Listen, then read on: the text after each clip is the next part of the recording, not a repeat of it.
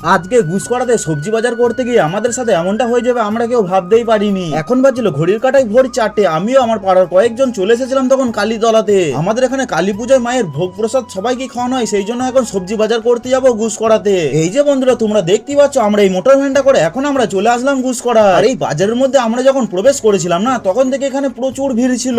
বেশ কয়েক মিনিট পুরো হাটটা ঘোরাঘুরি করার পর আমরা এখন চলে আসলাম এই দাদাটির দোকানে। এই দোকানটি থেকে আমাদের কালীতলার ভোগ রান্না করার জন্য এক বস্তা কুমড়ো কেনা হয়েছিল। তারপরে পাশের জনের দোকানে গিয়ে কিছু শাক আর কয়েক কেজি গাজর কেনা হয়েছিল। তারপরে আমিও আমার পাড়ার কয়েকজন চলে আসলাম এই দোকানটিতে। এখান থেকে কয়েক কেজি কদমা কেনা হয়েছিল। আমরা যেহেতু এখানে অনেকজন এসেছিলাম সেই কারণে দুটো দল ভাগ হয়ে জিনিস কেনা হচ্ছিল। আমি কিন্তু তোমাদের সাথে সবকিছু জিনিস দেখাতে পারলাম না। এখন আমাদের বাজার করা হয়ে যাওয়ার পর আমরা এখন চলে আসলাম এই চায়ের দোকানে। এখান থেকে আমরা এক কাপ করে চার একটি করে বিস্কুট খেয়ে নিলাম। তারপরে আমরা আবারও মোটর ভ্যানে চেপে সোজা চলে আসলাম আমাদের কালীতলাতে। এরপরে তোমাদের সাথে একবারে দেখা হচ্ছে পূজার ভিডিও নিয়ে। আর তোমরা কারা এই ভিডিওটা লাস্ট পর্যন্ত দেখলে তোমাদের নামটা কিন্তু কমেন্ট অবশ্যই লিখে যেও।